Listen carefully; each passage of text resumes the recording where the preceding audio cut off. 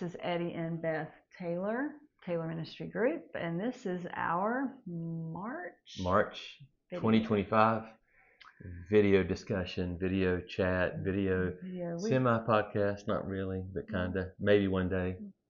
Yeah, we talk about doing a podcast, but here we are. Anyway. Here we are.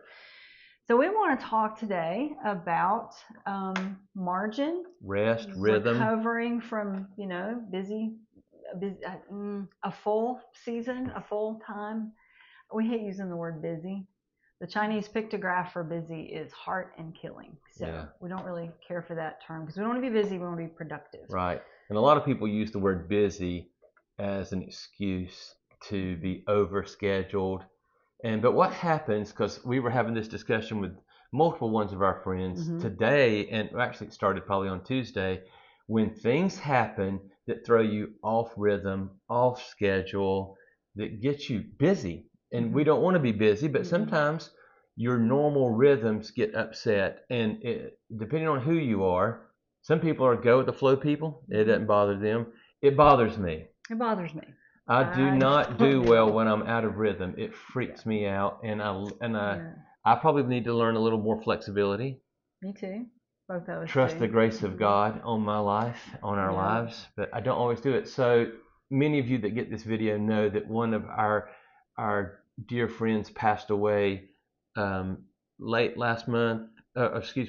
January, early February, and then many of us descended on Tampa Bay, which was some unexpected travel, and it was one of our off weekends. And we travel, depending on what time of year it is, probably by the end of the year, we end up traveling a third of the weekends of the year, maybe a little more than a third of the weekends.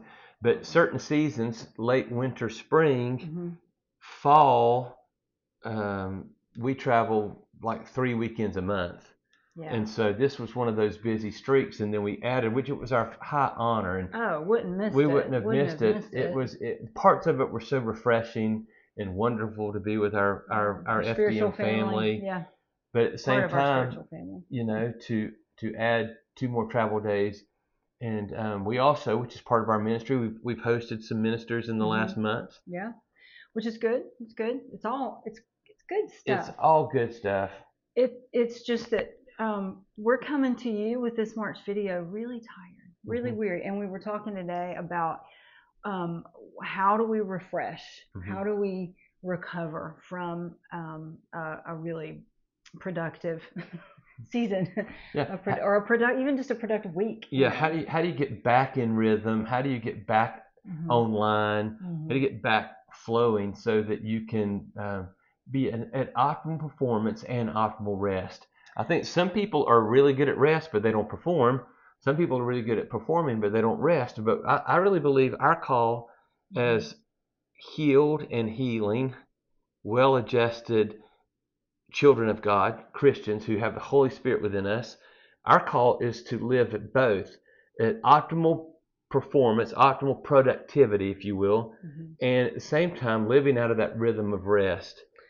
A lot of it flows out of 2 things, Sabbath and scheduling. And so the first thing we do is we honor the Sabbath. We have a day every week that we do not work. We don't work. There have been a few exceptions where there's been a summer camp, and because for us our day is Monday, but those are few and far between. But we have our Sabbath day where we unplug, we really rest and focus on the Lord, and know that. And what it reminds us, what Sabbath reminds us of, is that He is God and we are not. Yeah, the ancient Jews, remember, God told them to prepare on Friday so that they could enjoy Sabbath Saturday. So they would gather twice as much manna. So they would have to gather. And so we've adopted that. I mean, we try to, through the weekend, if we're here, or late in the week before, cooking enough food so that we can do like leftovers, or we plan to go out to dinner or something, so that Monday is a day of refreshing. However, in saying that, during this last month, we had some family activities. We had some things happen unplanned, that we didn't work, we didn't earn income, we didn't dishonor the Sabbath, but we didn't get to deeply Sabbath. Yeah, didn't really get to deeply rest. So Sabbath is one of the ways that we recover. The other way is scheduling. Is we try to make sure that we schedule margin into our week And our each day, week yeah, and our day. and so we want to have a lot of white space because we're extraordinarily productive people. I mean, Beth has an autoimmune system. He's extraordinarily productive. I am slightly above average productive. Well, no, being the fact that she fights Hashimoto's, she's extraordinarily productive. And like the week of winter retreat, I spoke 7 times that week. That was probably excess, just between us. But I looked at my calendar and I said, I can do that, I can do that, I can do that. But what happens is there's a cumulative effect sometimes on productivity. And you don't realize just because you can do something that you should do something that you. And again, I didn't break the Sabbath. No. Didn't violate my calendar. But you didn't create enough white space. Didn't create enough mental white space. And we didn't this week either. We didn't create enough white space. Yeah, we had some other things come along this week that good things. Yeah, just so we don't want to dishonor anybody, we're not going to. Good things. It was just that we just didn't have it this week. Just didn't have it. Yeah. Just didn't have it. So the reason why Sabbath and scheduling are important because it produces that third S, which is space.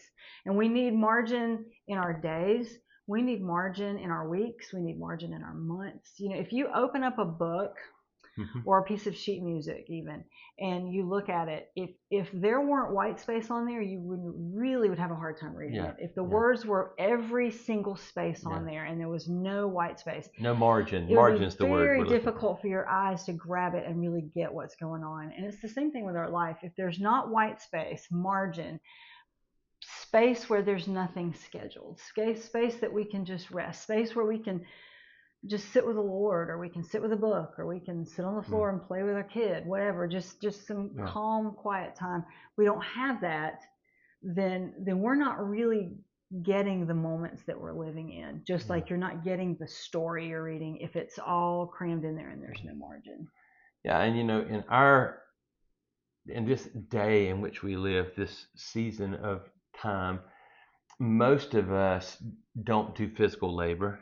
Right. And so we produce intellectually, and to produce information in the information age, you don't realize how cumulative it is and how you start functioning at a lower capacity if you're not taking time for scheduling, if you're not taking time for Sabbath, and you're not taking time for space, 3 S's. And you got to have all 3 because what happens if you don't, then you will become short, and you will begin to bleed on people that didn't cut you, and you will not be producing at your highest capacity. And so then if we do all that we do unto the Lord, if we're not producing our highest capacity, then we're cheating Him, we're cheating ourselves, we're cheating our family, we're cheating the company or the organization that we work in or that we lead. And so it's vital that we live in those 3 S's. Now, it's one thing, stuff happens. It does. Funerals happen, sickness, you know, someone being sick or needing to help someone that needs something. I mean, those kinds of things happen.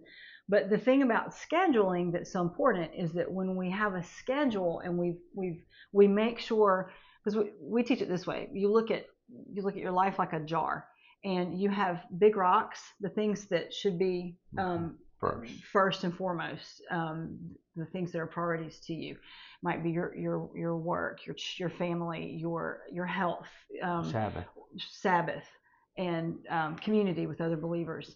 So you want to have those rocks, and then you've got smaller pebbles, and then you've just got sand.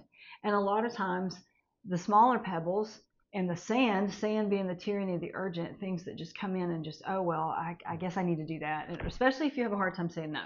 So when we schedule, then we put those rocks in first, and those are guarded. So you sit with your calendar, and this is here, this is here, this is here.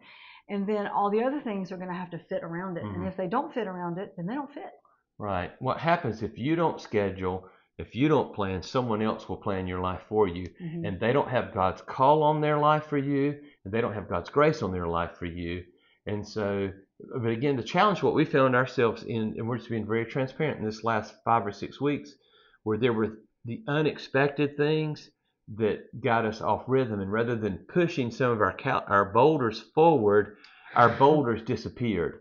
Yep. And so that's the lesson that we took away from this. And so that's why we're just being really transparent. You know, I told someone one of our boulders that disappeared was honestly going to the gym. And Eddie is a much happier, nicer boy when he works out, when he eats properly. Because when I don't work out, I usually cheat on my diet. And when I cheat on my diet and I don't work out, then I don't sleep well. And so then you see there's this vortex of yuck coming towards her, coming towards my children, coming towards coworkers. Because it affects what's going on up here. Yeah, and it drains our productivity. It does. And so we just wanted to come to you today and say, hey, listen, stuff is going to happen, and you can't help that. But you have to return to your S's. You got to return to your schedule, return to your Sabbath, and return to the space. That's right. And if you don't do that, then what will happen is the inconveniences or the unexpected things of a moment move from being a season to your new schedule. Right. And so like for us, we have a schedule, and I think, but then these last couple weeks got crazy, and that's when today we sat down and looked at each other and said, not okay. We're going to straighten this out. And I'm so glad for friends and coworkers, family members that think this way. I've spoken with both. I told Beth, I had like confession time with both Pastor Rodney Thrift and Pastor Johnny Mitchum, because they're both high producers and lead multiple organizations and understand. But what we found, because we're all connected with our church, different family members and things, a lot of us have been out of rhythm for the last 3 or 4 weeks or so, but we're all making this concerted effort to get back into rhythm, get back into Sabbath, back into schedule, and back into space. That's right. That's right. So be encouraged. If you're off, if things have been a little out of balance, and or maybe you've never had it. Maybe you've never had a rhythm, not had the rocks in proper place. Maybe your life's been full of all the pebbles and the too many, the urgent. It's not too late. You just make a decision. This is how it's going to be. And then you make those choices. So that way, when you get up the next morning, it's not, well, what am I going to do? Well, I have this, and this. So let's give them a couple. It'll happen. Oh, I'm so sorry. Go ahead. That's okay. A couple resources that we want to recommend that will help you do those things. First and foremost, you can learn about the rocks and things. I'm pretty sure in Stephen Covey's book, 7 Habits of Highly Effective Leaders. It's the classic. We've both taught it multiple times, multiple venues, churches, correctional facilities, schools, in our home. You need that. It's a great resource to help you live the prioritized life. Second resource is The Ruthless Elimination of Hurry by John Mark Comer. I wish we had an affiliate page. We would drive you there. We don't. So just go to Amazon or your favorite bookstore and pick up those 2 books. And if you want a really good book, there's lots of good books on Sabbath, but A.J. Swoboda has a book called Subversive Sabbath. Excellent resource. So those are 3 great resources, and we really would love you to pick those up and just begin to grow, because your life is not irreparable, the mistakes, the pressure, but we cannot let a season become a lifetime, because then it's your new schedule. That's right. Anything else you want to add? I think that covers it. You know, I feel like we should do like the dating game where we say goodbye. A lot of people won't know what they won't know it. There was a game show in the 70s, maybe 60s too. I don't know. But we loved it. So anyway. Hey, it was great being with you again. Thank you so much for taking a few moments to sit with us and hopefully learn. And today was just really raw, sharing with you kind of where we've been, where we're going. And as always, thank you for your prayers. Thank you for your support. Thank you for believing that Jesus is big enough to show up through the 2 of us and do what he wants to do in the earth. Yeah, he's making a difference. I wish we had time to give you a revival report from Winter Retreat and some of the things that we've seen him do in this first couple months of the year. It's been extraordinary, and he's moving in the earth, and he's looking for yielded vessels. That's right. And this is how we become yielded to him, is by giving him his Sabbath, giving him our schedule, and giving him space. And he gives us back rest and rejuvenation. And so we love you. Yep. Love you guys. Thanks so much. See you next month.